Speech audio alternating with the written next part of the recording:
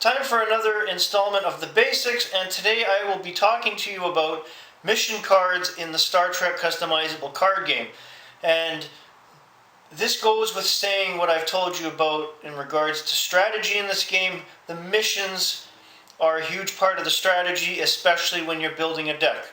So let's get into it and I'll show you what I'm talking about. In the Star Trek CCG, there are many different types of missions and mission cards, and they don't all do the same thing. They're not all out there to get you points. When you're constructing a deck, the first thing you have to take into account with missions is they have to have your affiliation on them. So for example, the Hunt for DNA program can be attempted by Federation, Romulan, and Klingon. So as long as you're making your deck with missions that have your affiliation, you're fine. But you also want to choose them to where they have attributes needed that your personnel have that are in your deck as well. So you don't want to just put random missions. So for example, if you're playing as Klingon, the cloaked mission to Romulus, you need navigation, diplomacy, and honor. So you want to make sure that your Klingons have that. Most of your Klingons will have honor, but not all have navigation and diplomacy.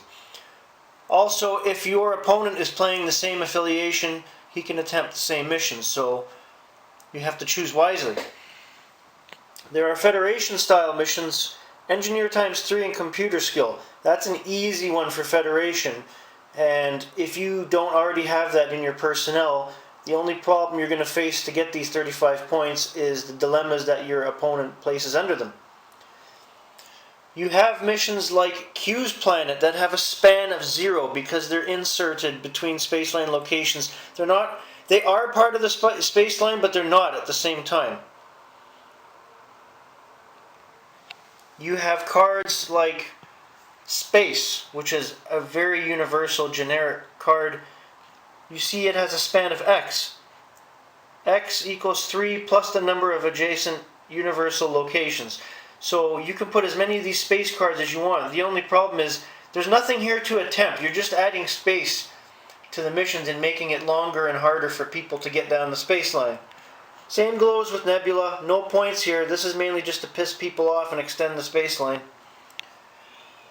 Quadrant 2, this is a non-aligned mission. If you're making a non-aligned deck, you want these kind of missions in there, and they're very simple as well. So again, a non-aligned deck, even with the attributes and the personnel, it comes down to the dilemmas that your opponent puts.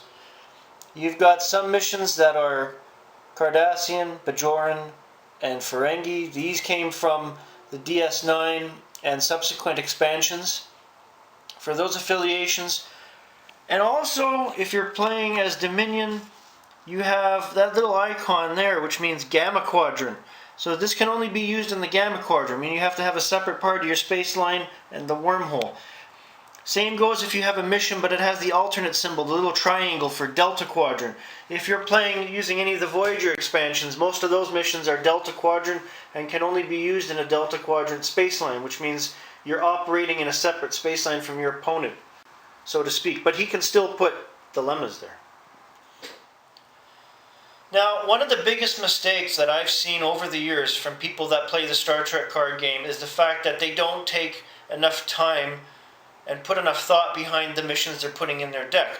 For example, I used to play against a guy who would put the most generic missions in his deck, and I would be able to attempt them because they were tri-affiliation.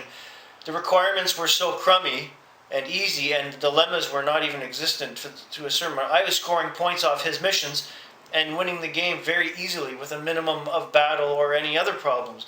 So this goes back to saying that you really need to think about your missions as you're putting them in your deck. They could very well determine the outcome of the game. That's all for today. I'll have more Star Trek card game strategy on a future episode. Have a great day.